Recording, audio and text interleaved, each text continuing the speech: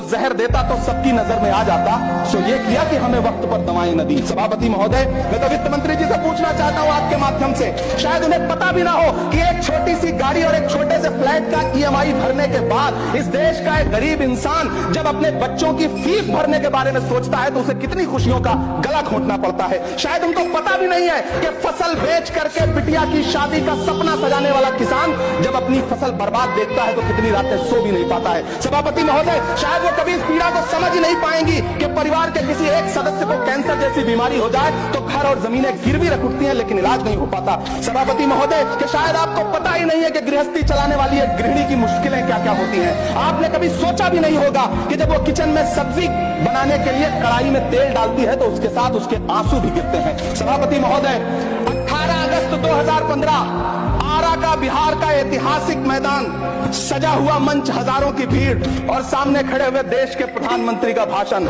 बिहार के भाइयों बहनों, आज मैं बिहार के लिए पैकेज की घोषणा कर रहा हूं। 50,000 करोड़ कर दूं कि ज्यादा कर दूं? अखिलेश भाई, 60,000 करोड़ कर दूं कि ज्यादा कर दूं? 70,000 करोड़ कर दूं कि ज्यादा कर दूं? 80,000 करोड़ कर दूं कि ज्यादा कर दूं? चलो, मैं बिहार को 1.25 लाख करोड़ का पैकेज दे रहा हूं। 10 साल हो गए सभापति महोदय, वही ढाक के 3 पात। बिहार आज भी विकास की बाट जोड़ रहा है। भाषण आज भी प्रधानमंत्री जी के यूट्यूब चैनल पर सुना जा सकता है।